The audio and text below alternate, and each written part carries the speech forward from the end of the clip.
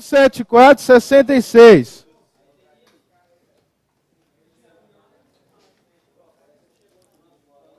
Deu aí? Vamos lá então, pessoal. Vai comigo na página 174, inciso 66. Acharam todos já?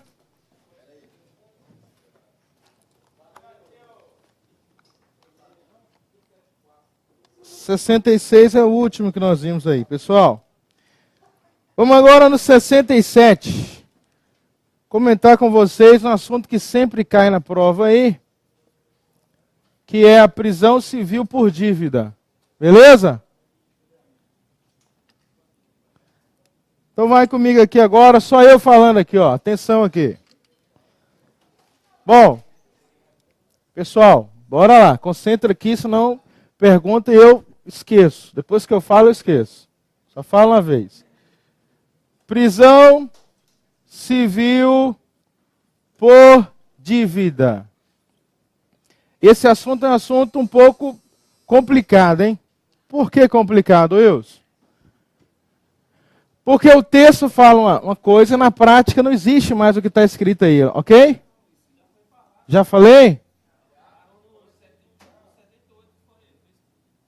Até o 78. Habeas corpus já comentei? Segurança. Então tá, beleza. Então vamos.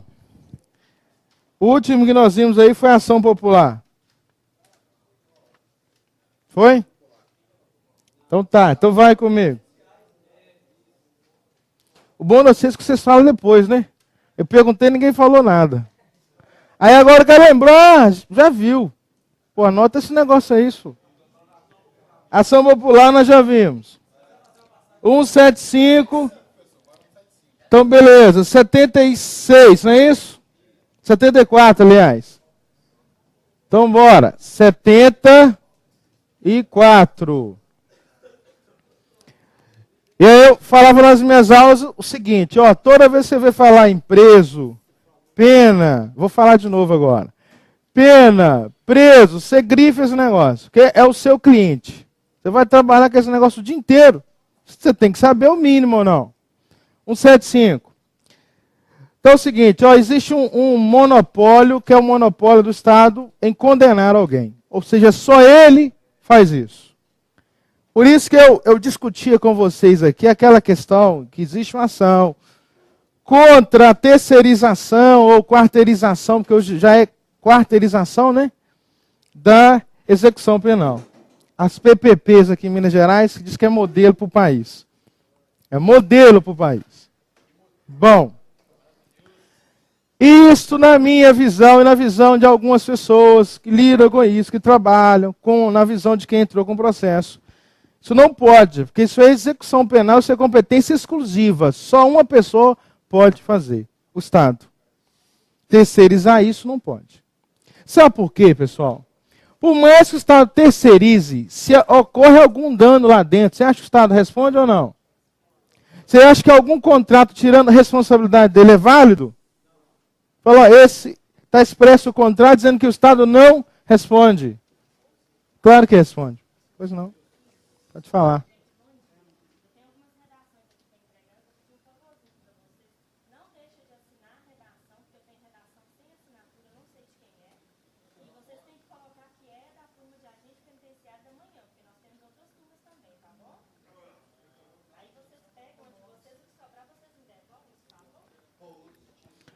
Bora lá, pessoal. Então leia comigo o inciso 74. Ó.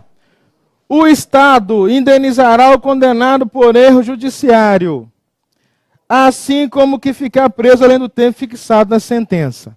Legal?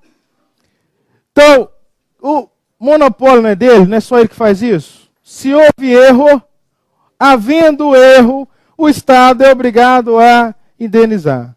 Assim como se ele fixar lá 5 anos, e alguém fica 5 anos e 1 dia, haverá indenização. 5 anos e 1 dia. 5 anos são 5 anos. Legal? Professor, é claro que tem aquele procedimento da pessoa ser solta, é lógico. Tem que ser feito o mais breve e mais rápido possível. Claro, pessoal? Só ler e lembrar que o Estado tem esse monopólio. O Estado errou, indeniza. Se o Estado fixou sentença e ficou mais tempo do que aquilo que é fixado, é óbvio que isso não é brinde, não é gruja. O Estado vai pagar por isso. A questão que nós falamos aqui é o seguinte, nós vimos na última aula que o Estado responde de modo objetivo. Claro, lembram disso? E o servidor responde subjetivamente. A pergunta que eu fiz é o seguinte: o juiz sentenciou erroneamente. Cabe ação. Aí a vítima entrou com processo contra o Estado. Ganhou. Cabe ação de regresso do Estado contra o juiz que errou? Falei para vocês que não. Eu falei ainda bem que não. Porque se ele errou, porque alguém errou antes, ou não? E vai distribuir com todo mundo, até vocês, ou não? Vai chegar no PM que prendeu errado. Vai chegar na Polícia Civil que fez a prova errada. E vai chegar em quem fez cumprir a pena errada. Execução penal é com vocês. A não ser que a vítima comprove dolo do juiz. Sabe? Má fé, expressa. Estou nem aí, eu vou condenar. É diferente. Aí ele responde: fora disso, dificilmente haverá ação de regresso contra o juiz que sentenciou errado. Porque ele sentencia com base nas provas. É a prova que estava lendo aquela. Não tinha outra. Claro?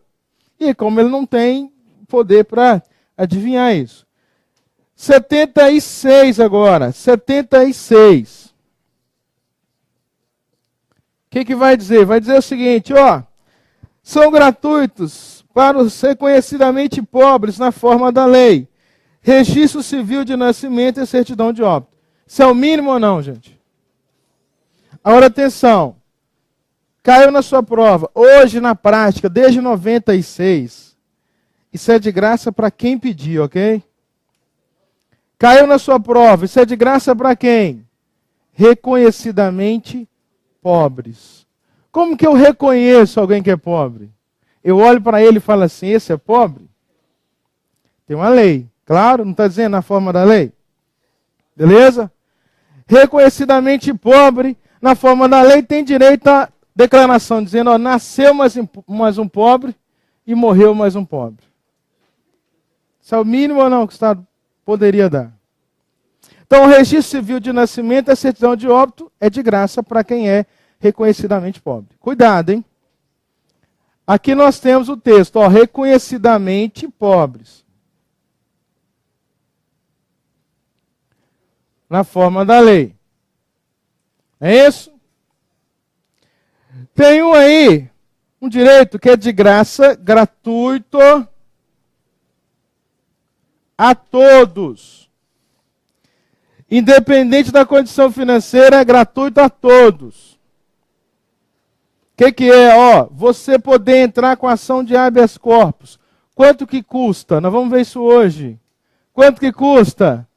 Nada. Em relação a quê? Custa processual. Se você contratar um advogado, ele vai poder te cobrar? Vai, ele não te cobra, custa. Quem não te cobrou custa é o Estado.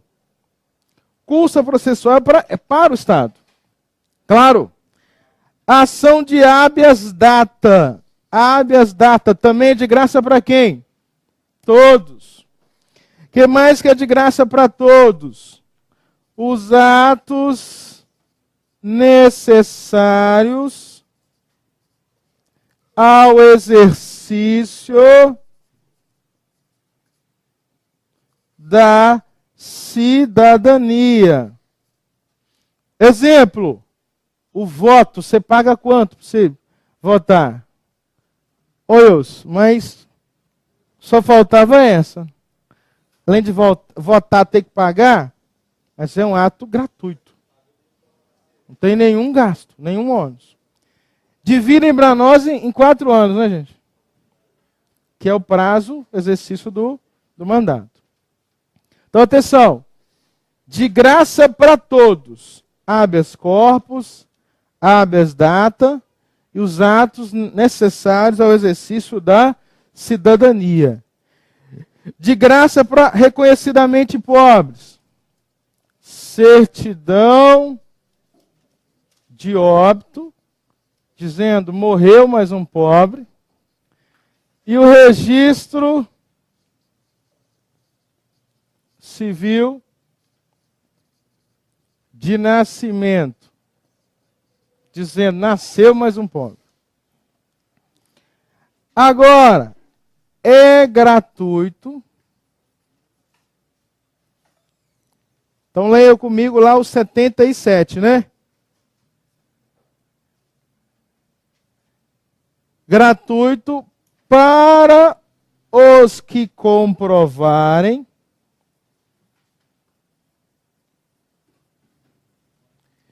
insuficiência de recursos. Oi. Não, aqui não.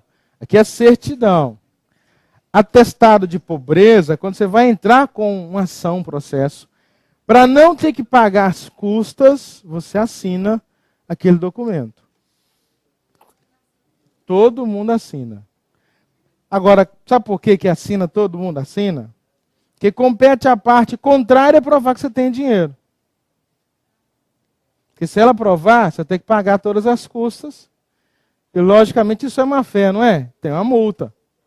Entendeu? Todo mundo assina. Isso é batata. A pessoa já chega dizendo que quer entrar com a ação, sempre tem que pagar as custas. É um direito dela se ela comprovar. Ó, gratuito para os que comprovam insuficiência de recursos. O que é isso, Wilson? O que é de graça aqui, pessoal? Defensoria Pública. Pessoal, atenção no que eu vou dizer aqui. Toda pessoa que é pobre, bom dia, automaticamente ele é insuficiente de recursos, não é? Mas nem todo mundo que é insuficiente de recursos, ele é pobre. Então, já vi Defensoria Pública entrar com ação onde o moço ganhava 5 mil reais por mês. 5 mil, Wilson. Ele é pobre. Mas ele ganha 5 mil, ele paga a pensão, ele paga não sei o quê, ele paga o imóvel, ele paga o carro. No final das contas, se ele for entrar com processo, vai faltar o quê? Recurso. A Defensoria entrou com processo, revisando a pensão dele. Perceberam ou não? Ele é pobre? Não. Mas ele é insuficiente de recursos. Compreenderam, pessoal? Sob controle. Então, ó, guarde aqui, ó, pobre é o básico, o mínimo. Para todos, independente se a pessoa é empresário mega ou se ele é a pessoa pobre. Isso aqui, para quem não tem recursos, direito à defesa, Defensoria Pública. Está lá no inciso 63. 4. Oi. Claro. Defensoria, para você ter direito a isso aqui, você tem que provar. Documento, ó, eu ganho 5 mil por mês. Mas eu pago a pensão de um filho, eu pago a faculdade do outro, eu comprei um imóvel. E, obviamente, não pode ser gasto supérfluo, digamos assim. Tem que ser um negócio comprovado. Comprovou, está na lei, é direito. Claro até aqui? Bora, então. Os 77, olha aí, são gratuitas. Para quem? Escreva aí, para todos. As ações de habeas corpus, habeas data e os atos necessários ao exercício da cidadania. 78. Para mim, um dos princípios mais inúteis que eu já vi na minha vida. Sabe aquele negócio inútil? Princípio da razoável duração do processo. Ok, pessoal? Razoável duração de processo. Ele não é tão inútil, não. Ele foi útil para algumas questões. Que é, exemplo, quando eu formei alguns anos atrás, tempo atrás, você entrava com um processo, o primeiro ato de um processo é uma petição inicial. Claro, pessoal? Você ia no fórum, fazer a distribuição. Aí você voltava para casa ou escritório para você consultar aquele processo, para você saber em qual vara que ele caiu. Entenderam ou não? Vinha apenas um número. Você ia embora para casa consultar o processo. Depois de algumas horas você sabia qual é a vara que aquele processo caiu. E hoje, como é que funciona? É imediato ou não? Quando você distribui a ação, você já sabe qual a vara, qual o juiz, que promotor que atua ali. Se for uma liminar, por exemplo, você já vai lá na hora, né? Distribui, já sobe, quero falar com o juiz, a situação é essa, e etc. Isso veio em razão disso. Como é que é? Não. Simplesmente era um atraso. Você ia lá, só vinha um número tal. Qual a vara? Não sei. Naquela época, não sei. Tinha que ir embora para casa, consultar, para saber qual processo caiu. Qual a vara, né? Hoje não. Mas não muda nada, se é na vara X ou na vara Y. Processualmente, não altera nada. Claro, termo de processo, tudo igual. O juiz vai julgar com base em lei. É claro que tem aquele juiz que você já sabe, a linha, como que ele vai julgar, que você já teve uma ação idêntica antes, mas não altera nada. Altera que agora é mais rápido. Claro? Ou seja, razoável duração do processo.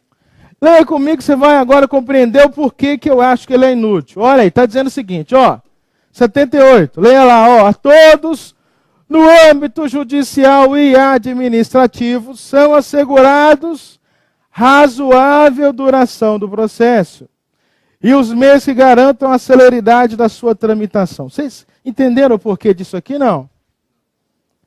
O que é razoável? Quanto tempo?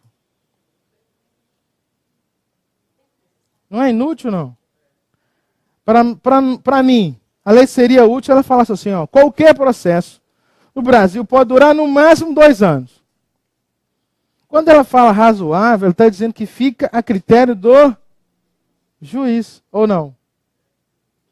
Que é um cara que chega no fórum às 2, vai embora às 5, porque ele tem que dar aula à noite, que ganha 25 mil por mês.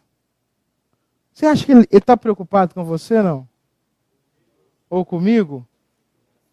Aí ele fala, não, mas já tem 10 anos que a ação está aqui, eu vou ter que julgar rápido, porque conforme a Constituição, todo processo tem que ter um prazo razoável. Não é inútil o negócio? Agora, se a lei trouxesse um prazo máximo, aí seria legal, não seria, pessoal? Razoável é um negócio muito vago, subjetivo demais. Deixa eu dar um exemplo que eu vivi. Tempo atrás, o órgão que tem mais processo nesse mundo, no mundo, já falei para vocês, é o Instituto Nacional de Seguro Social, INSS. Por um erro interno deles, eles suspenderam a pensão por morte de uma senhora cuja única fonte de renda era isso, um salário mínimo. Então, disseram lá que ela estava morta e não pagaram ela durante 90 dias. Beleza? Aí ela procurou a Defensoria Pública, que entrou com processo para ela. Durante esse prazo, se não fosse parentes, amigos que doassem alguma coisa para ela, ia morrer de fome. Então você entra com processo. Qual que é o prazo? O que seria razoável nesse caso? Ontem ou não? O mais rápido possível ou não? Só que demorou-se alguns meses para que o Estado reconhecesse a falha e mandasse pagar retroativo. Até lá, se ela não tem amigo, se ela não tem alguém por ela, ia morrer de fome, literalmente. Um amigo me procurou, ele tem dinheiro, é empresário, e ele pagou imposto 2 vezes. O mesmo imposto chegou, ele pagou, chegou de novo, ele pagou, um erro dele. Claro? Ele entrou com o processo e falou, Wilson, o dia que sair, saiu, eu não estou com pressa. Razoável para ele seria o quê? 10 anos, o dia que sair, saiu, ele falou. Perceberam? Então, os dois casos, tá, entende que é razoável, sem nenhuma questão prática de um prazo. Esse é o princípio da razoável duração de processo. Claro, todo processo tem que ter um prazo. Razoável a critério de quem vai julgar. O juiz. Excelentíssimo juiz, né? Bora, pessoal. Parágrafo 1º agora, página 175. As normas definidoras dos direitos e garantias fundamentais têm aplicação imediata. Grifa para mim aí, ó. Imediato. Então, direito e garantia fundamental nasceu hoje, já vale hoje. A aplicação dele é imediata. Ok, pessoal? Parágrafo 2º.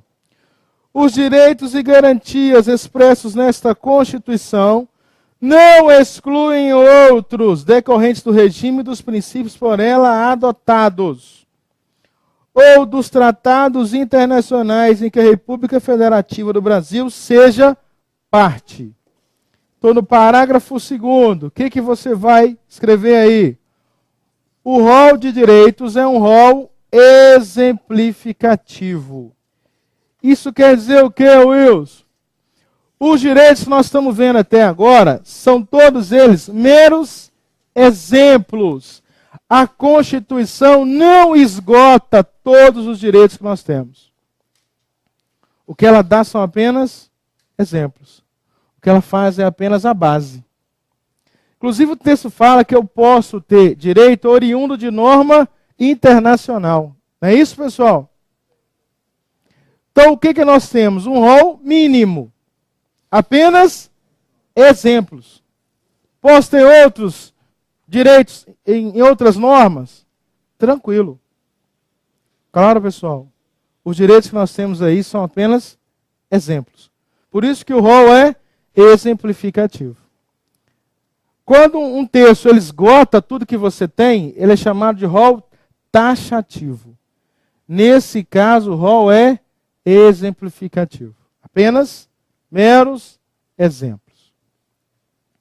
O parágrafo 3º, eu quero que você grife com ênfase, que já foi cobrado em prova. Várias provas. O que ele diz?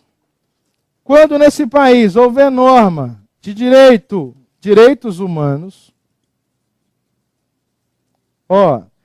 tratados ou convenções de direitos humanos, que forem aprovados pelo Congresso Nacional. Congresso Nacional, o que é? Quais são as casas? Pelas 2 casas, quais são elas? Câmara e Senado Federal. Câmara dos Deputados e Senado Federal. Aprovados pelo Congresso, Câmara e Senado. Em 2 turnos. Com aprovação em cada turno de 3/5, esses tratados serão equivalentes às emendas constitucionais. Então, atenção. O Brasil, ele é signatário, ele é seguidor, ele assinou um tratado relativo a direitos humanos. Se ele não faz desse jeito aqui, equivale a uma lei federal. Então, vou de novo. O Brasil assinou Tratado de Direitos Humanos. Se ele não fizer desse jeito, equivale a uma lei federal. Ou seja, entra no Brasil como se fosse uma lei federal. Beleza? Agora, se é aprovado pelas 2 casas, em 2 turnos, ou seja, Câmara uma vez, Câmara 2 vezes. Senado uma vez, Senado 2 vezes. Aprovado em 2 turnos, cada um dos turnos 3/5. Quer dizer que esse tratado terá vigor, será igual, terá o mesmo valor de uma emenda constitucional. Atenção, o tratado não será emenda constitucional. Ele terá apenas o mesmo vigor, o mesmo valor. Claro? Aprovado nesse rol aqui, desta forma, terá o mesmo poder, o mesmo valor de uma emenda constitucional. Mas tem que ser tratado de direitos humanos. Aprovado nas 2 casas, 2 turnos. Cada um dos turnos, 3/5 dos membros votantes. E serão iguais, equivalentes a uma emenda constitucional. Não serão emendas, mas serão iguais. Aí o que eles fazem em prova? Coloca lá tratado sobre outra matéria. Não, tem que ser de direitos humanos. Fala que tem que ser aprovado apenas em uma casa. Não, óbvio, tem que ser nas 2. Fala em turno único. Não, 2 turnos. Aprovação de 2/5. Não. Serão iguais, equivalentes às leis federais. Não, equivalentes às emendas constitucionais. Simples assim. Ok, pessoal? Câmara e Senado Federal. Câmara e Senado. Parágrafo 3º está aí. Parágrafo 4º agora, ó. O Brasil se submete à jurisdição de Tribunal Penal Internacional. Então, jurisdição quer dizer o quê? Dizer o direito, não é isso? Lembrem-se, o Brasil é um país soberano. O que é um país soberano? Se ele é soberano, ele não aceita regras, pitacos estrangeiros. Claro, pessoal. Regra nossa. Agora, nesse caso, ele aceita por quê? Ele aderiu ao tribunal. Então, aceita, desde que ele tenha aderido, desde que manifeste a adesão. Ok, pessoal? Se o Brasil aderir, as regras, as punições de um tribunal penal internacional serão válidas aqui também. Claro. Que ele foi lá, ele assinou, ele aderiu ao TPI. O Brasil aderiu a todos, viu, gente? Todos. Ele não segue nenhum, não, mas aderia com ele mesmo. Não vão seguir, não, mas vão lá, assina lá. Ele é condenado direto nesses tribunais penais aí. Pessoal, mas por que ele vai lá então assinar? Sabe por quê? Se ele não aderir e ele tiver direito dele ferido, como que ele vai lá? É via de mão dupla, né? Aderiu, ele vai ser condenado, mas ao mesmo tempo, se ele quiser condenar alguém, a única forma é essa.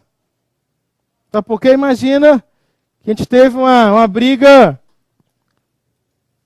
Brasil-Bolívia. Teve uma briga dessa aí, pela questão do gás, há uns 4 anos atrás. Né? Se o Brasil processasse a Bolívia no Supremo Tribunal Federal, a tendência qual que era? Ganhar. Não era, pessoal? Se o Brasil processasse a Bolívia no Supremo Tribunal Boliviano, eu não sei se o nome é esse, vamos criar esse órgão lá, a tendência qual que era? Perder. Faça o que então? Busque um tribunal neutro. Onde? Tribunal Penal Internacional. Porque aí não vai julgar nem para um lado nem para o outro, vai julgar conforme a norma. Não é isso? Então é via de mão dupla. Eu processo, mas vou ser processado. Ora, no Brasil só vai valer se ele manifesta adesão. Porque o Brasil é um país, assim como os outros, são países soberanos. Claro? Tem validade se o Brasil quiser aceitar essa norma. Pouquíssimos países não aderem, não entram nessa questão. Pouquíssimos. Meu cliente lá da cela 14 está me ligando agora de manhã para me dar bom dia. Bom dia, doutor. Como é que é? Daí. Depois eu entrego. Valeu. Bom, tranquilo até aqui, pessoal? Fechamos?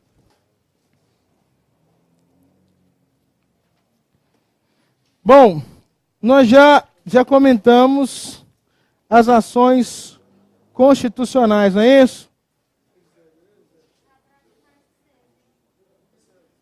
Vai no artigo, vai na página 176 agora, direitos sociais. Direitos sociais.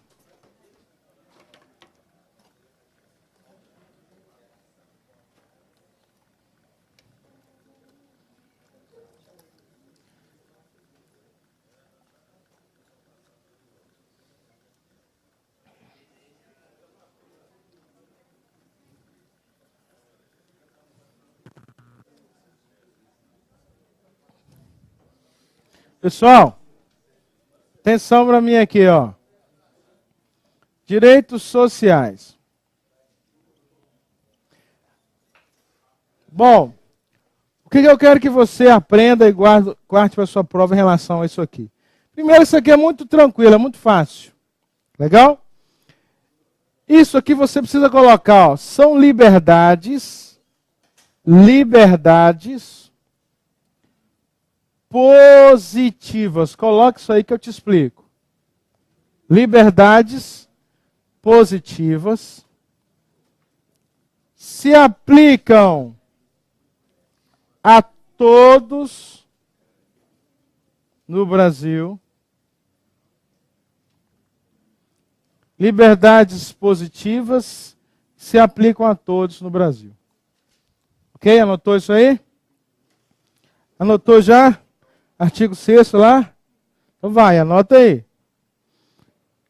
Até agora nós vimos o artigo 5º, não é isso, pessoal? Eles são liberdades negativas. Ou seja, compete ao Estado, compete a nós.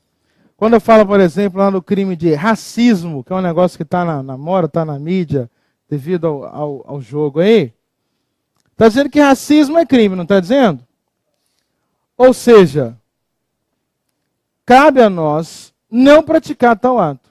É uma liberdade negativa. Se abster de fazer. Oi. O que não é racismo? O jogo? Não, o jogo não foi racismo. Aliás, eu comentei isso aqui com vocês. Foi injúria racial. No Brasil, né? No Brasil. Não foi. O ato do jogo foi, o ato foi racista, o ato. Mas o crime não foi racismo. Claro, o crime foi injúria racial. No Brasil seria injúria racial. Não sei como funciona a lei deles lá. Mas no Brasil, ato praticado idêntico àquele, no Brasil, o ato é de racismo. A injúria racial. Racismo é segregar, é inibir, obstar de alguém de exercer qualquer direito fundamental. Racismo foi o ato de uma... Estava vendo ontem no Fantástico uma... Isso, da manicure. Então, aquele ato é ato racista e racismo. Racismo. Por quê? O fato de você obstar, negar que alguém te atenda, segregou ou não? Segregou ou não? Você não ofendeu moralmente aquela pessoa. Você segrega no direito. É diferente. Ele é racismo. Beleza? Agora, se eu ofendo moralmente alguém, O crime é de injúria racial. Não é que paga a fiança, né, pessoal? O que ela ganhou foi um habeas corpus. Eu não sei o que o juiz sentenciou. Não sei.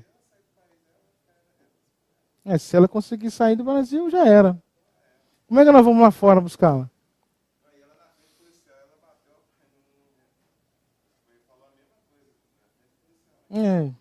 Lerdeza, né? Você pratica o crime e ratifica. Mas bora lá. Direitos sociais, liberdades positivas. Isso quer dizer o seguinte, compete ao Estado fazer. Quando o texto fala que é direito social, direito de todos, educação, saúde, trabalho, lazer, é direito positivo, é liberdade que compete ao Estado nos dar. Ok, pessoal? Quando o artigo 5º fala que a casa é um asilo inviolável, quer dizer, cidadão, Estado, não viole a minha casa. Então, lá no artigo 5º, a liberdade de não fazer é negativa. Aqui compete ao Estado realizar, praticar uma conduta positiva, que é nos dar saúde, educação, trabalho, lazer, moradia. Fui claro, compreenderam? Professor, não funciona. Tenho dito isso há muito tempo. Que aqui dentro, da porta para dentro, o Brasil funciona, né, gente? É ou não? Nós combinamos isso. Então esquece lá fora, esquece o que está errado, porque senão nós vamos errar. Legal? Aqui o Brasil é perfeito. Se aplicam a todos. Ou seja, independente se a pessoa é presa, se ele é condenado, se ele é brasileiro, se o regime dele é seletista, estatutário, o artigo 6º vai valer para ele. Claro, pessoal? Vale para quem? Todos no Brasil. Por que eu digo isso? Porque nós vamos ver logo o artigo 7º, que é um direito sociotrabalhista. O artigo 7º se aplica para quem? Regra geral apenas para os seletistas. Então você que será estatutário, estou certo ou não, pessoal? Vocês têm certeza disso, não tem? Eu estou percebendo. Essa firmeza que vocês estão nela aí. Então você, obviamente, não terá direito à maioria das regras do artigo 7º. Você não vai precisar nem saber o que é FGTS, 40%, seguro-desemprego. Não vai. Não, mas no Estado. E, aliás, você sabe que não pode, né? Já estou te dizendo para não dar problema. Então, no Estado, que é o nosso foco aqui, o outro serviço não é problema nosso. O Estado estatutário, você não vai ter direito às regras do artigo 7º. Claro? E as regras do artigo 6º, tem direito? Não se aplica a todos.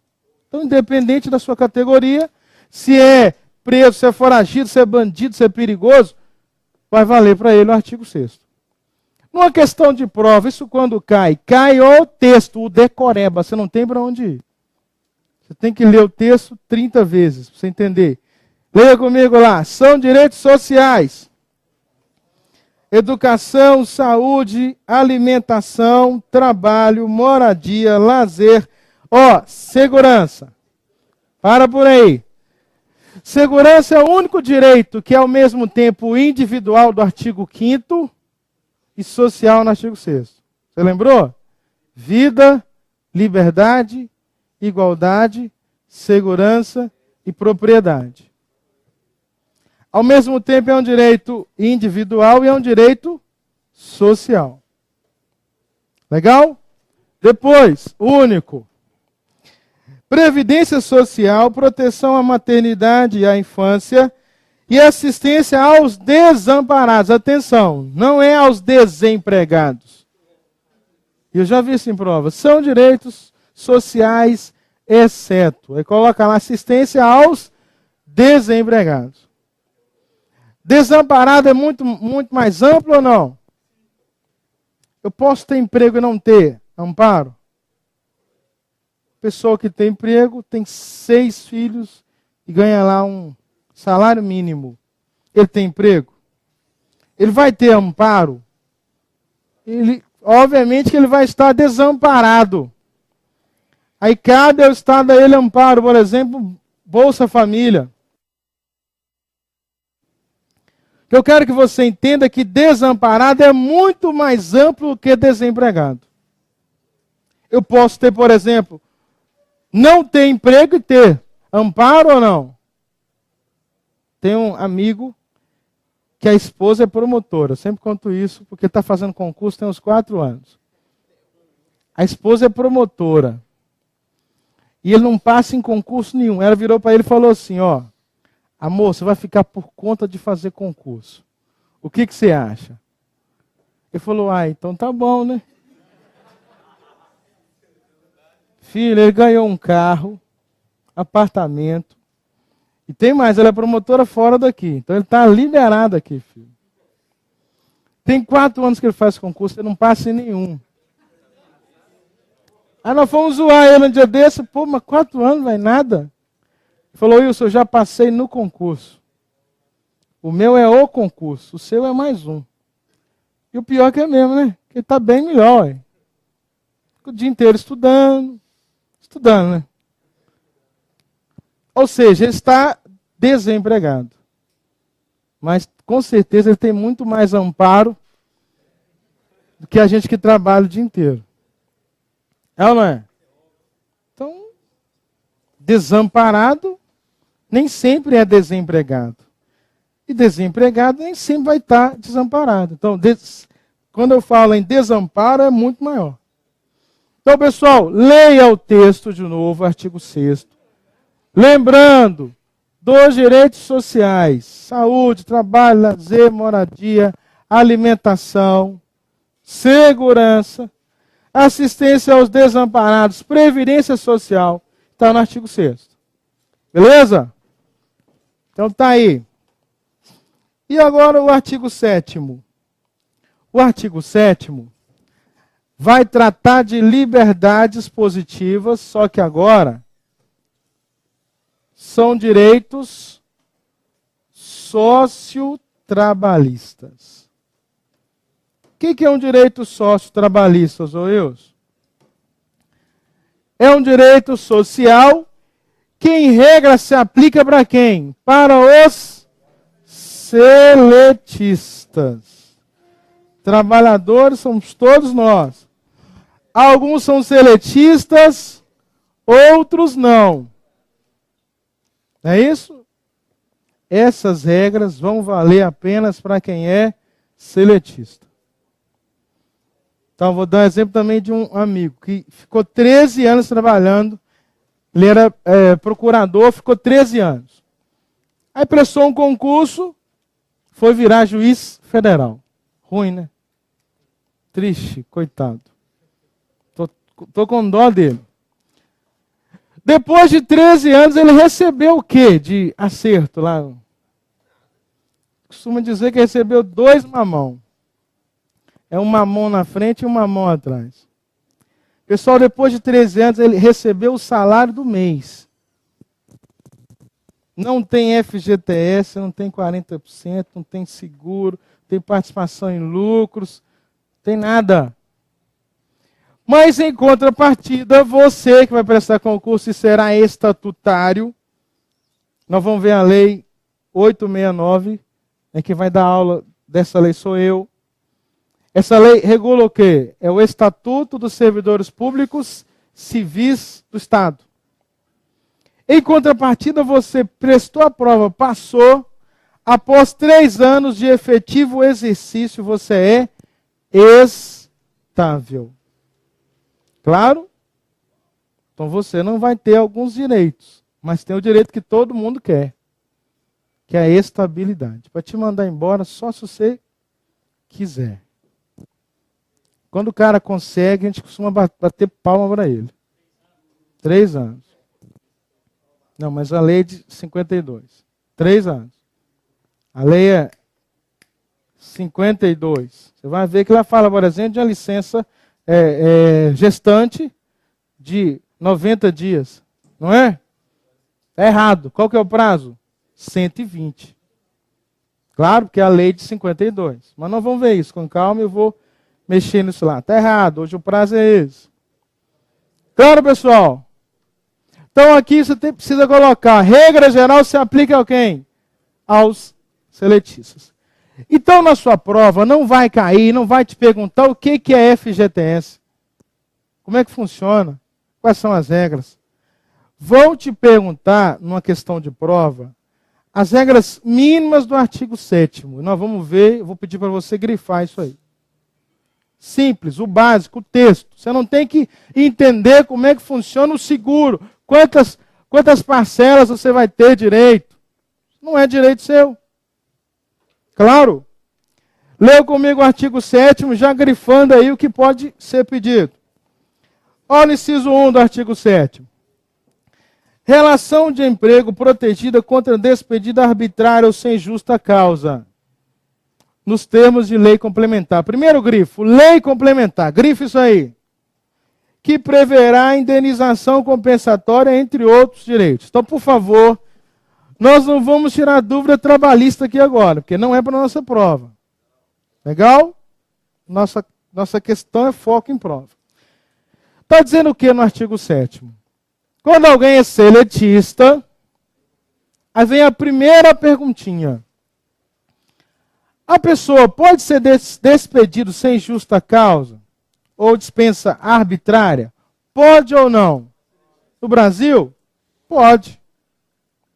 Agora, toda despedida arbitrária ou sem justa causa, a pessoa que é despedida tem direito a uma indenização compensatória, que nós chamamos de 40%. Não é isso, pessoal? Então, o seletista tem lá o FGTS, depositado na Caixa Econômica Federal. Quando ele é despedido sem justa causa ou dispensa arbitrária e motivada, sob o saldo do FGTS incide uma indenização compensatória, que nós chamamos de 40%. Que na prática são 50%, né, gente? 50%. 10% é do Estado. 40% é seu. O que você precisa guardar para a sua prova? Que esta indenização compensatória, ela é regulada numa lei complementar. Então nós temos lei delegada, nós temos lei e lei complementar. A questão de prova faz o quê? Diz que haverá uma lei regulando a indenização compensatória. Está certo? Lei e lei complementar é tudo igual? Não. Quando eu falo em lei, essa lei ela é ordinária. Quando eu falo em lei complementar, é uma outra espécie de lei. Fui claro? Lei complementar. Esse é o grifo que prevê a obrigatoriedade do pagamento dos 40% quando alguém é despedido sem justa causa ou dispensa imotivada, arbitrária. Se você deu causa, obviamente você não recebe a indenização. Foi claro? No Estado isso não existe. Quando eu falo Estado, estou dizendo, obviamente, Estado estatutário, né, gente? No seu caso. Então, se você ficar 10 anos e sair, filho, salário do mês. Se trabalhou o mês inteiro. Se não, nem isso. É desse jeito. Claro? Obviamente, trabalhar, ter o emprego é um direito social. Fundamental para nós, né, para a família, para o Estado. Se você está sem emprego, gera uma crise social. O Estado criou o seguro-desemprego ou seguro-desespero. Quem tem direito? Quem tem direito? Aí vai no texto e grifa involuntário. Só recebe o seguro quando o desemprego é involuntário. Óbvio ou não? Pedir conta, recebo? Não. Se o desemprego é involuntário, ou seja, você não deu causa, você recebe o seguro-desemprego. Quantas parcelas? Não sei. Quanto que é? Não sei. Quem é que paga? Não sei. Qual que é o banco? Não sei. O que eu sei? Eu sei que só tem direito ao seguro quem tem desemprego voluntário. Essa é a sua prova. Claro? 3. FGTS, não é isso que está aí? Quem tem direito a isso? Seletista. Então, um saldo, um fundo, que a empresa deposita para você nesse banco aqui, ó, que é 8% dos seus rendimentos. Só isso. Então, vai formando um fundo, um saldo. Se você é despedido sem justa causa, você pode sacar o FGTS. E saca também 40% sobre ele, que é a indenização. Ponto. 4, salário mínimo. Esse é interessante. Primeiro que ele é mentiroso. Chega até o olho encher d'água quando você lê isso aqui, ó. Salário mínimo, primeiro grifo, ele é fixado onde?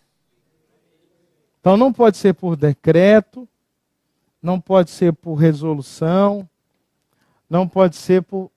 Tem que ser por lei. Primeira questão.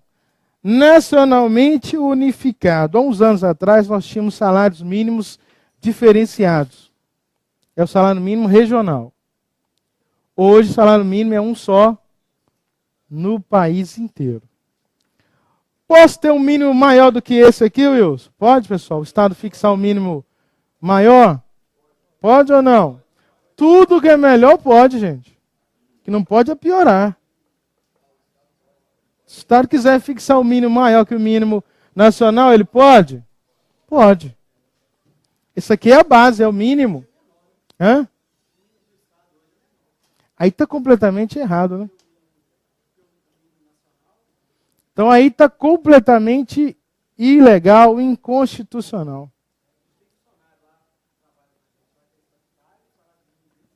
É menor que o... Teve um aluno que me mostrou o salário de uma guarda municipal, não sei de onde. Mas é tipo assim, o salário bruto deles dá R$ 2.500. Até bom. Legal? Só que você tem lá salário, acho que era R$ 312. Mais isso, mais não sei o quê, periculosidade, insalubridade. Aí dá R$ 2.500. O cara falou, estou ganhando bem. Eu falei, não se iluda, filho. Quando você aposentar, aposenta com o quê? Com os 300 lá, 312. Aí você pode entrar com o processo para ganhar pelo menos o mínimo. Sabe por quê? Periculosidade, insalubridade é salário e condição. Enquanto você trabalha em algo perigoso, você recebe. Saiu dali, não ganha mais. 570.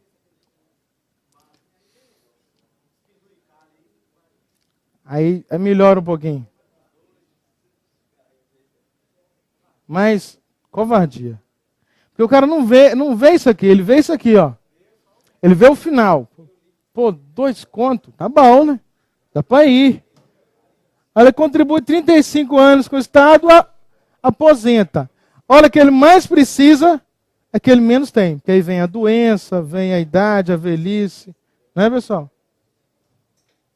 Isso é inconstitucional. Como é que é? Vai. Na hora de pagar, você paga sobre tudo. Mas na hora de receber... Sabe por quê? O que é seu, o que é certo é isso aqui. O resto é condição. Adicional noturno. Se você passou por dia, vai ter direito. Imagina só. O Estado não te conta isso. Só conta assim, vou te pagar 2.000, tá bom? Tá ótimo. Ih, fechei.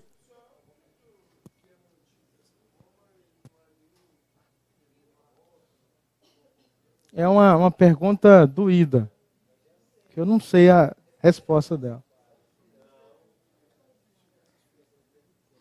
Tá, mas nem sempre quer, né?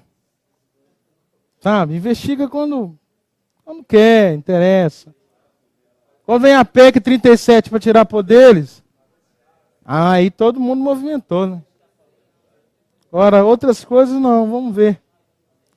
E você tem que levar em conta o seguinte, nós estamos em Minas Gerais, que tem um soberano aqui que nada afeta. Então o processo contra ele bate e volta.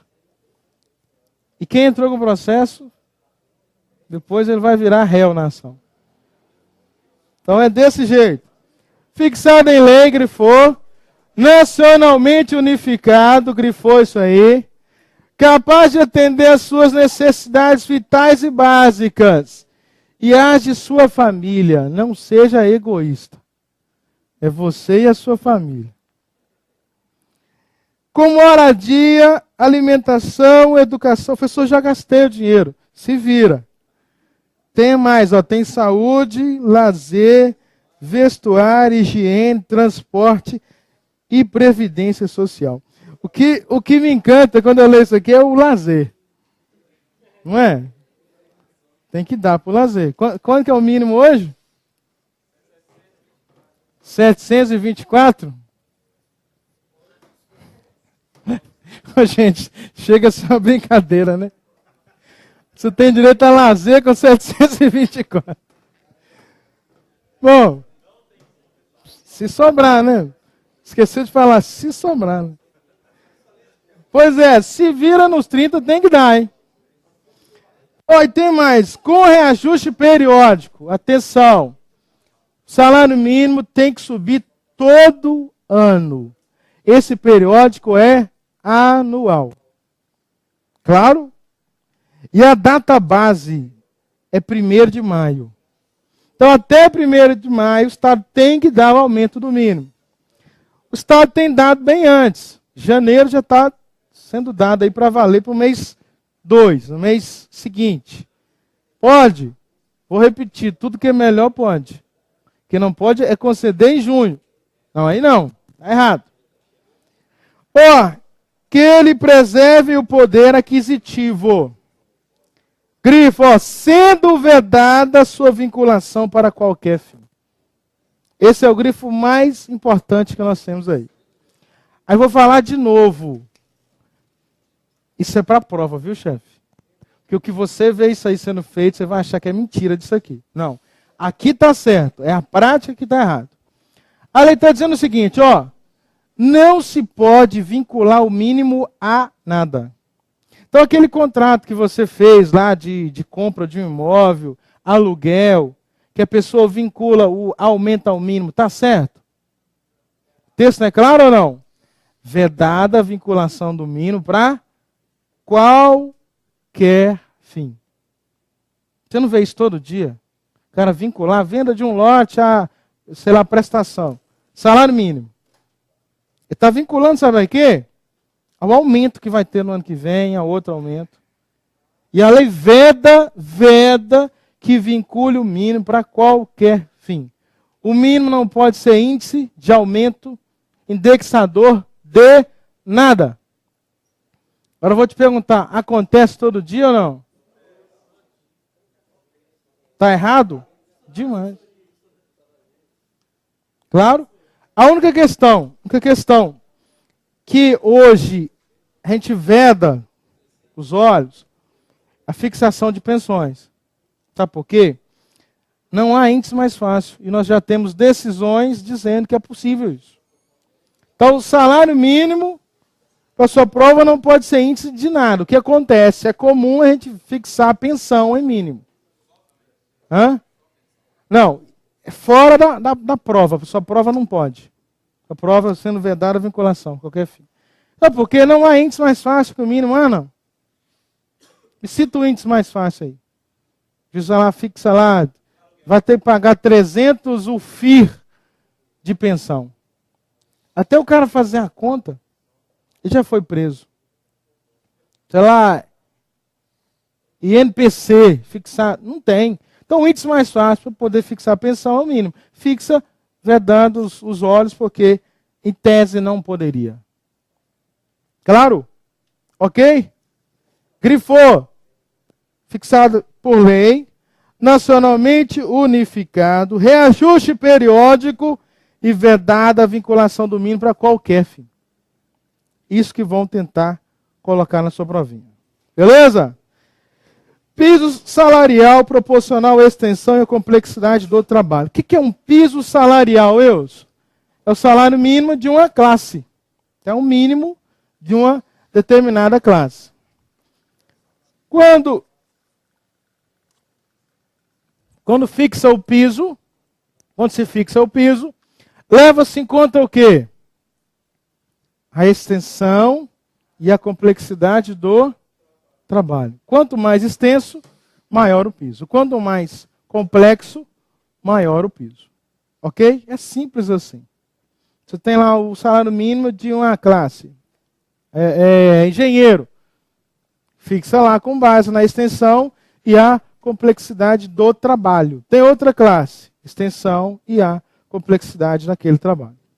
Isso é o salário, isso é o piso salarial. Grifo inciso 6º. Esse também é importantíssimo. Qual que é a regra, pessoal? A regra é que salário ele é irredutível. Claro ou não? Então não pode reduzir salário. Esta é a regra. Só que perceba que toda regra possui uma exceção. Aí a lei fala assim, o texto fala assim, ó. Salvo disposto em convenção ou acordo coletivo. Aí acontece lá uma crise. Vem lá as empresas e utilizam-se desse inciso para fazer o quê? Um acordo com o sindicato. Às vezes é até sindicato, né? Junta todo mundo lá para lesar quem? Você. Porque eles vão fazer um acordo coletivo diminuindo o que em regra é irredutível. Nesse caso, pode? A gente viu isso aqui em Minas Gerais, né? A Fiat chegou e falou assim, ó, ou mando 500 embora agora, ou reduz. O sindicato sentou e falou, então vamos reduzir, é melhor ter pouco do que não ter nada. E aí segurou todo mundo, reduzindo o salário. Passada a crise, tem que sentar de novo para ver o possível aumento, se vai ser dado e quantos por cento. Não é? Não estou dizendo que foi errado. Eu estou dizendo que algumas empresas utilizam de uma suposta crise para entrar nisso aí ou não. Às vezes a crise é num outro ramo, não tem nada. Que exemplo? Banco queria, né, tentou reduzir salário um tempo atrás aí. E um dia desse atrás eu estava lendo, o Banco Itaú divulgou o lucro, vocês viram ou não? 15 bilhões. 15 bilhões. É o lucro, isso é lucro. Normalmente você tirou a despesa com salário, contribuição social, os impostos e tudo mais. E fala se o banco vai ter prejuízo. Quando? Aí quando vem a crise, eles querem o quê? Não, peraí, vamos ver, porque...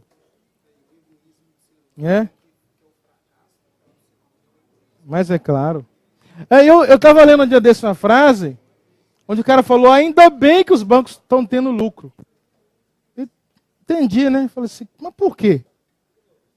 Aí eu fui ler a frase e concordo com ele. Porque se o banco quebrar, se os bancos começarem, né? Igual a gente viu o caso aí, a Europa, Estados Unidos, né? Aí acabou, filho. Então a frase dele, ainda bem que estão tendo lucro. Que se começar a quebrar é porque o país vai mal mesmo. Aí escassez total. Aí nem emprego vai ter. Então, obviamente, o que eu disse foi isso. Que algumas empresas alegam, né, um prejuízo, alegam uma suposta crise para entrar nesse mérito aí e diminuir salário. O que você precisa grifar na sua provinha aí? É guardar o seguinte, qual que é a regra? O salário é irredutível. Exceção, quando houver acordo ou convenção coletiva. Lá na 869 nós vamos ver o seguinte, a mesma regrinha, que o salário é irredutível. Lá nós temos 3 casos. Salvo autorização, determinação legal ou judicial. Então, salário ninguém mexe. Salvo se você autorizar. Né? Como, Wilson? Os empréstimos, por exemplo. Você vai lá no banco e faz o empréstimo. Você autorizou. Determinação legal. Se você causa dano ao Estado, a lei fala que você precisa indenizá-lo. Não é isso? Ou determinação judicial, o caso das pensões. Fora esses três casos, mexer no seu salário, em tese é ilegal, em tese é inconstitucional. Nesse caso que nós temos aí, determinação constitucional, que havendo acordo ou convenção, o salário pode ser reduzido. Olha aí, sétimo, garantia de salário nunca inferior ao mínimo para os que percebem remuneração variável. Claro? Então todo mundo conhece aquela pessoa que vive de venda, por exemplo, e ganha lá comissão, ganha peça produzida ou coisa desse tipo, ganha hora.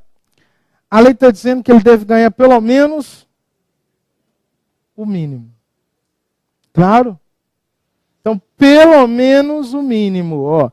Garantia de salário nunca inferior ao mínimo para quem percebe remuneração variável. Por mais que varie menos ou mais, tem que ser pelo menos o mínimo. Pessoal, o mínimo é bruto, viu? Não quer dizer que tem que ser o mínimo líquido, não. Então, se o cara ganha lá 724, mas desconta, sei lá, imposto de renda, previdência,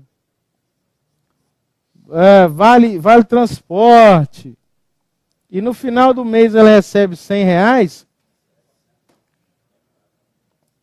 e aí, tá certo ou não? O bruto dele é 724. No final do mês ele pegou 100 conto, limpo. Tá certo ou não? Certíssimo. Mas desconto tem que ter, infelizmente. O que não está certo é esse tanto de desconto de imposto que a gente paga. Mas... Não, mas eu estou julgando aqui o empréstimo que o cara já fez, né, que a empresa já pagou para ele adiantado. Conheço gente que disso aqui não pega nem 100. Já fica devendo no próximo mês. E aí vai, é só embolando. Beleza? Bora. Oitavo. 13º salário com base na remuneração integral ou no valor da aposentadoria. Então, é um salário extra que você tem ao final do ano. 13º é o salário extra. Qual que é a base dele? Remuneração integral ou valor da aposentadoria. Tinha uma ação, um processo correndo aí um dia desse, muitos anos atrás, onde pedia-se a devolução das parcelas descontadas indevidamente no 13º. Se o Estado perdesse a ação, ele ia quebrar literalmente. Que em tese, convenhamos, deveria ser um salário extra. Não é, pessoal? O único desconto possível seria imposto de renda. Porque toda vez que você ofere renda, você desconta imposto de renda. Só que o Estado desconta o quê? Por exemplo, previdência, plano de saúde, o Estado desconta. E convenhamos, ilícito ou não isso aqui? A saúde eu vou usar naquele mês, não é 2 vezes naquele mês, não. O sangue é certeiro, vai estar lá descontado. Aí a pessoa entrou com o processo pedindo a devolução daquele dinheiro corrigido. Então, se ele pagou 30 anos, ele está querendo a correção dos 30 anos. Nem preciso dizer que ele perdeu a ação, né? Porque se esse juiz concede essa ação, nossa, já pensou prejuízo? Não. Que todo mundo ia entrar, não? Mas é claro, até ele teria direito. Só que como eu já trabalhei no fórum, eu sei que nessas horas o telefone toca. Sabe? Seu juiz, aqui é o fulano de tal. Tem uma ação aí, não tem? Cuidado. Essa ação é perigosa. Só tem uma vida inteira pela frente. Né, na capital. Então, direitinho aí, cuidado para não dar problema. Claro que não é bem assim, mas você sabe que existe uma pressão o cara não conceder isso. Então, 13º, Qual que é a base dele? Remuneração integral ou valor da aposentadoria, obviamente para os aposentados. Remuneração do trabalho noturno superior do diurno. Então, atenção, para seletistas, quem trabalha de 10 das 22 às 5 horas da manhã, 22 às 5, receberá um adicional noturno. Professor, a 869 prevê isso? Prevê isso lá? Vocês têm direito a isso? É claro que não. Estatutário da 869, digo, polícia militar, civil, agente, vocês não têm direito a isso. Então, quem trabalha à noite ou trabalha durante o dia, tudo igual. Agora, mais um erro da lei ou não? Obviamente, se você trabalha à noite, o desgaste físico é muito maior ou não? Hã? Depende da cadeia, né?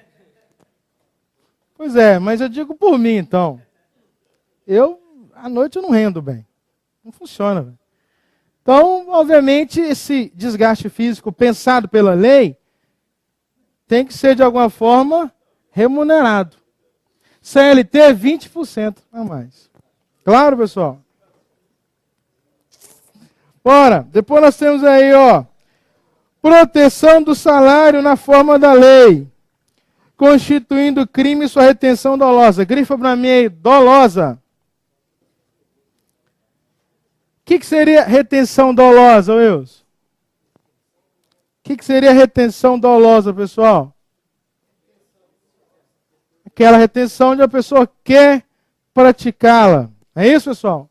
Então, vem na sua prova a seguinte questão. A empresa está passando por dificuldade financeira e não consegue pagar os salários em dia. Esta retenção que ela faz, ela é criminosa? É ou não? Não. Porque ela não é dolosa. Agora, a empresa, você teve uma falta lá. Ela viu que você faltou num dia lá e falou, não vou pagar o seu salário. Por quê? Porque eu não quero pagar. Esta retenção, ela é criminosa? Esta é. Então, só será criminosa se for dolosa.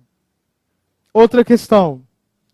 Só será crime se houver lei. Não está dizendo aí na forma da lei? Esta lei até hoje não foi feita. Então, esta lei que o inciso 10 diz, até hoje não foi produzida. Então, se a empresa retiver o seu salário dolosamente, cabe a você fazer o quê? Conversar com ela. Só me paga direitinho que eu estou precisando. Porque se não tem a lei, isso é inútil. Aí caberia, lembra? Qual a ação que caberia aí, pessoal? Qual o processo? Mandado de injunção. Lembraram disso? Quando você tem o direito que falta uma norma que explica o direito. Então deveria ter mandado de injunção para que o Estado editasse uma norma, para que o juiz julgasse de alguma forma, obrigando o Estado a editar uma norma dizendo que a retenção do salário é crime, assim, assim, assim, as penas seriam estas.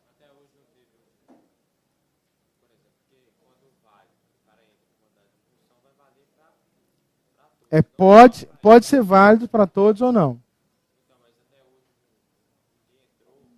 Já entraram. Que não tem a lei.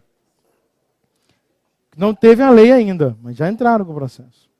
Aí como é que faz, Wilson? O que caberia aí, pessoal? No máximo é uma ação trabalhista.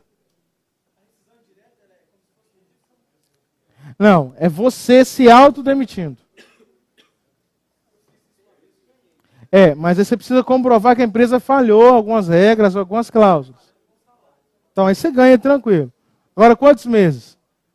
Tem que ser pelo menos 3. Há 5 anos? Não, digo assim, quantos meses de atraso? 1 ano? Então tem que ser pelo menos 3 meses hoje. Para você ganhar É muito comum você ver, sabe quem?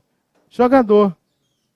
Espera 3 meses, atrasou lá direitos, e entra com o processo pedindo o quê? Rescisão indireta, se autodemitindo, e aí recebe FGTS, 40%, seguro-desemprego, recebe tudo. E se você perde conta, você vai perder isso tudo. Bom, ok, pessoal? Aí o aluno falou comigo o seguinte: eu fiz um acordo no dia desse, e aí a empresa me tomou 40%. Tá certo isso? Como é que funciona? Pessoal, esse acordo, saibam disso, ele é ilegal, viu? Se você quiser, não estou dizendo que está certo, mas não quiser devolver 40%, a empresa não pode fazer nada. Só que ela já faz isso, né, descontado para você não ter como fazer. Mas se entrar com ação trabalhista, você recebe isso. Isso é direito seu. A única diferença é que 40% não é salário, é indenização, ok? Não é salário, é indenização, é diferente. Que tem natureza indenizatória. Já tive casos, né? Alunos que receberam, colocaram no bolso e falaram: agora toma, é meu. Qual o erro? Qual o crime dele? O crime dele foi um crime moral, né? Ele combinou, e aí no final das contas ele tinha 5 anos de empresa. 40% dava um dinheirinho bom para ele, estava precisando. Ligou no bolso e falou: não vou devolver. A empresa fez o quê? Nada. E como ele prestou concurso e passou no concurso, nem 40% ele precisa mais. Beleza? Bora aí.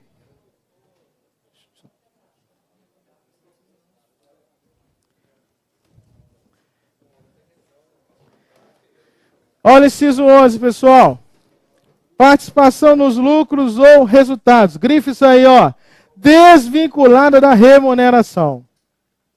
Então, hoje, as empresas maiores, as grandes empresas, elas têm um direito aí que é participação em lucros. Ou PL ou PLR, né? Algumas pagam PL, participação em lucro. O que seria lucro? Débito e crédito. O que sobrar, filho, é lucro, não é isso? Divide o lucro. Outras pagam por resultado, é meta. Aliás, o Estado tem isso hoje, né? Não que o Estado tenha PLR, que o Estado tem são metas, ok, pessoal? Resultado. Se você alcançar isso, você alcança. Só que guarde o seguinte: não tem natureza salarial. Eu estou dizendo o quê? Se a empresa teve lucro ou não, é obrigação pagar salário, não é isso, pessoal? E participação em lucros? Ela paga se ela quiser. Mesmo tendo lucro, Wilson? Mesmo tendo lucro. A lei fala que é uma faculdade da empresa. E tem mais: salário tem que ser pago todo mês, até o 5º dia útil do mês seguinte. Participação em lucros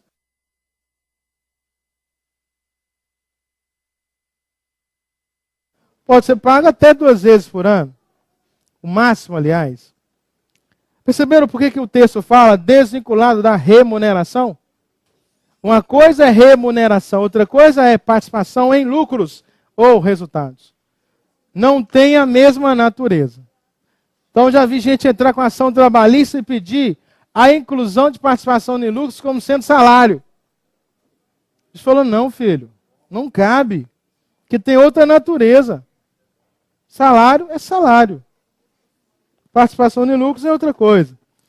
12. Salário família, pago em razão do dependente, do trabalhador, grifou, de baixa renda. Então, atenção, salário família não é pago ao trabalhador, hein? É pago ao trabalhador de baixa renda. Em razão de quem? Dos dependentes. Então, não é apenas filhos. É dependente. Enteado, por exemplo, a lei, ele é dependente. Então, ó, se for trabalhador de baixa renda, tendo dependentes, em razão destes, o trabalhador recebe o salário família. Não precisa para a nossa prova saber o que é baixa renda. Não vão te questionar isso.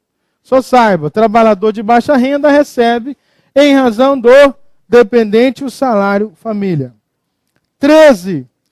Duração do trabalho normal não superior a 8 horas diárias e 44 horas semanais. Ok, pessoal? 8 horas diárias e 44 semanais. Facultada compensação de horários. Escreva aí, banco de horas. Que toda empresa funciona bem. Não é? Toda empresa funciona, o banco de horas é uma beleza. Quem falar que não funciona é mentiroso.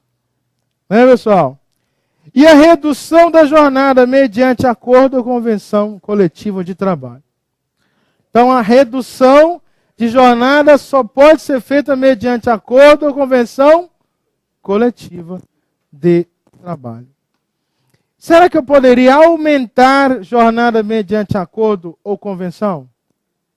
Pode, pessoal? Não. Você já pensou se pudesse? Para melhorar tudo pode, né? Diminuir pode. Para melhorar qualquer coisa está valendo.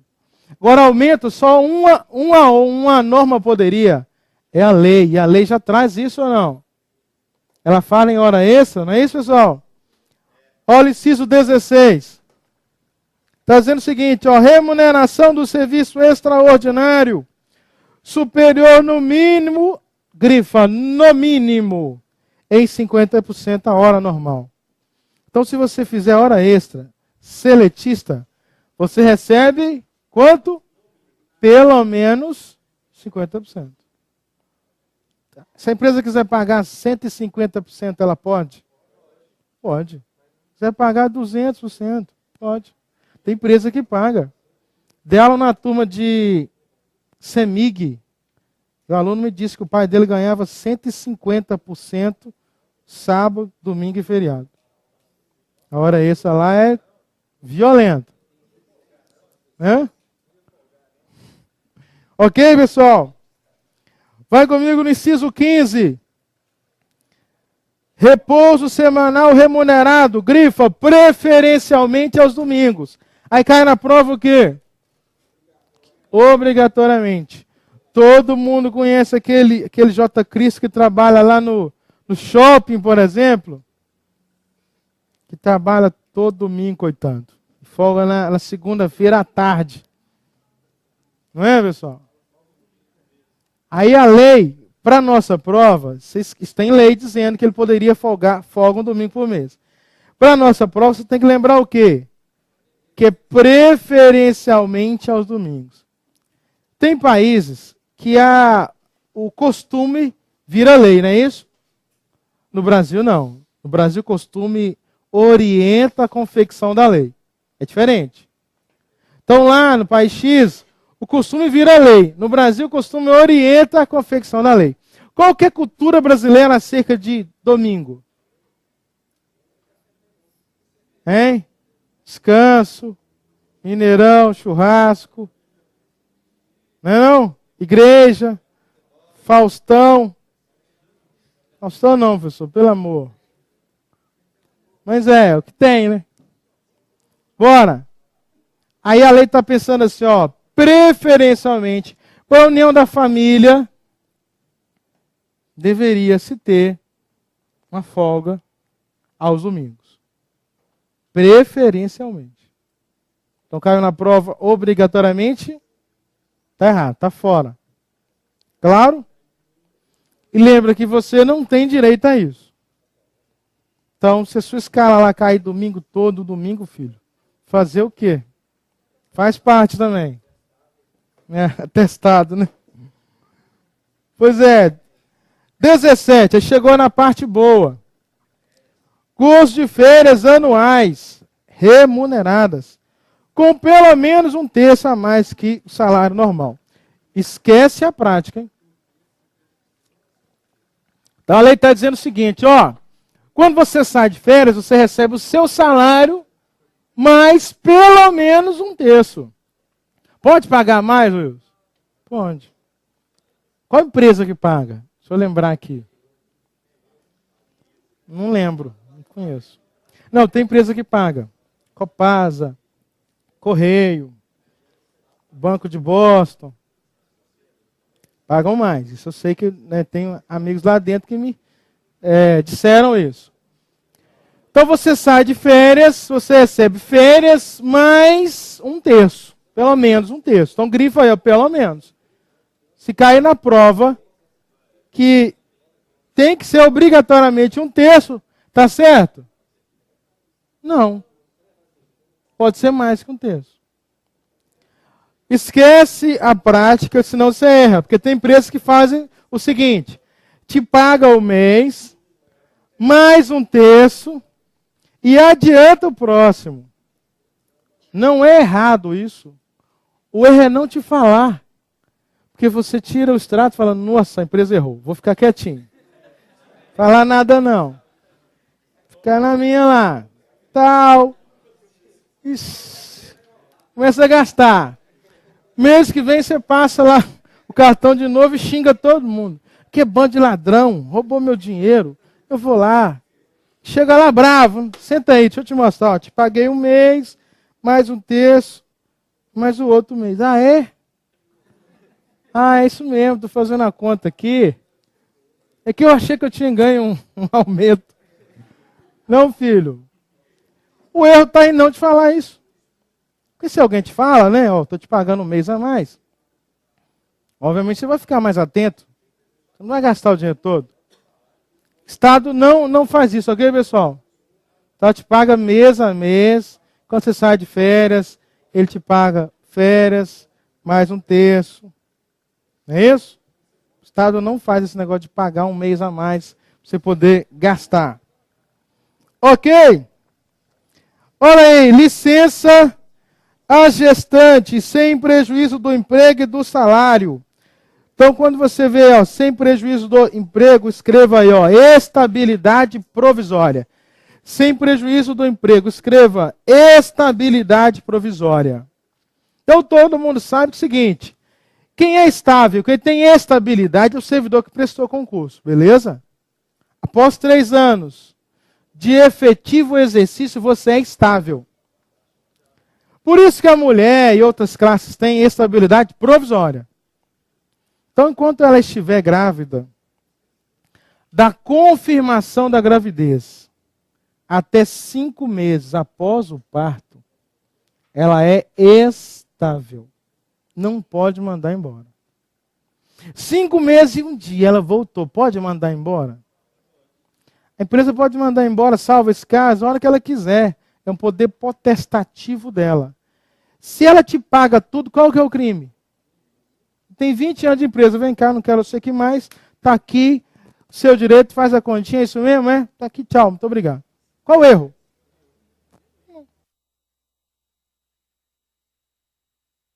Por isso que está todo mundo querendo prestar concurso. Isso o Estado faz.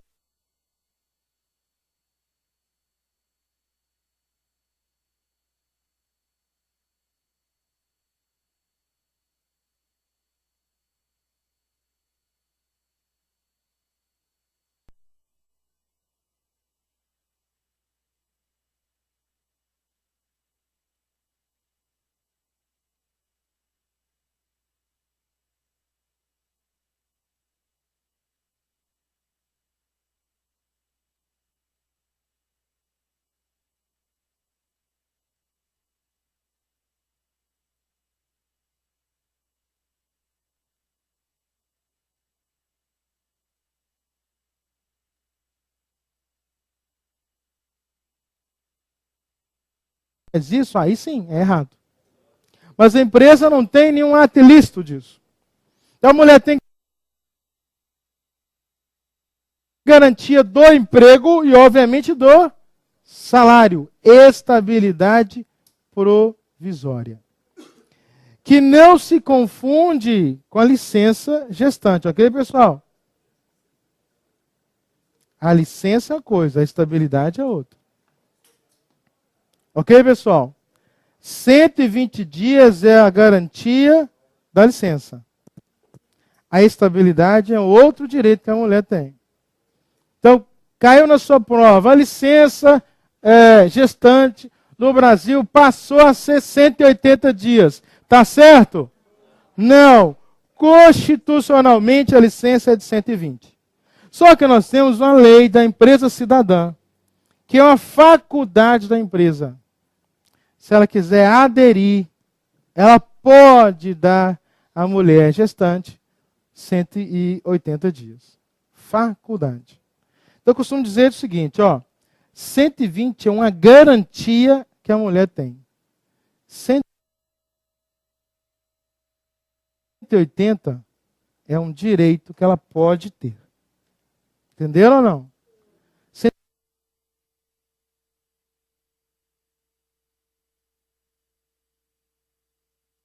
120 ninguém toma dela, está na lei, está expresso, Constituição.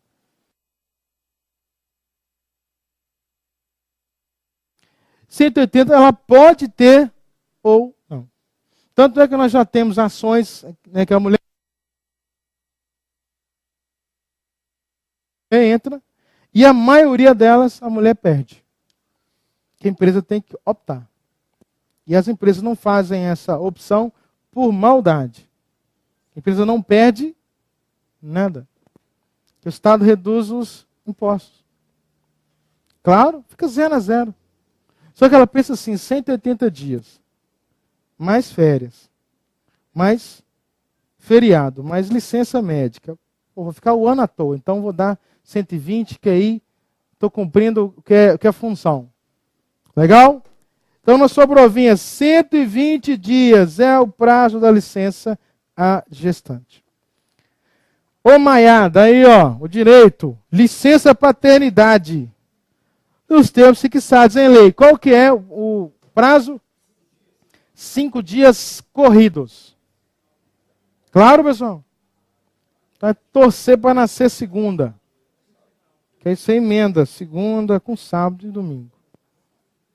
5 dias corridos. Ué. Proteção do mercado de trabalho da mulher mediante incentivos específicos nos termos da lei. Coloca aí, princípio da igualdade. Por que, Wilson? Princípio da igualdade. Seria o que igualdade? Tratamento igual aos iguais. Desigual aos desiguais na medida da sua desigualdade. Vou dar um exemplo. Durante muitos anos, as mulheres foram discriminadas no mercado de trabalho. Todo mundo sabe disso, isso é nítido. Aí, é claro que é. Só se você ler a história que você vai perceber. Ainda hoje é ou não? Ainda hoje a mulher, obviamente, é difícil conseguir alguns empregos. Ora, aí vem a lei dizendo o seguinte, que essa mulher, que durante muitos anos foi discriminada, vai ter, mediante lei, incentivos específicos para que haja a inserção dela no mercado de trabalho.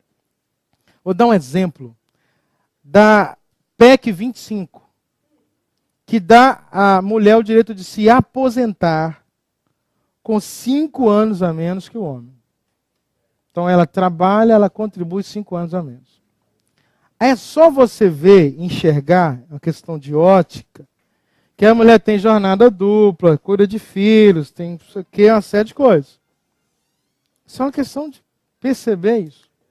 Então, devido a isso, vem a lei e dá a ela um direito exclusivo. Então, um incentivo específico de quem dá? Mulher.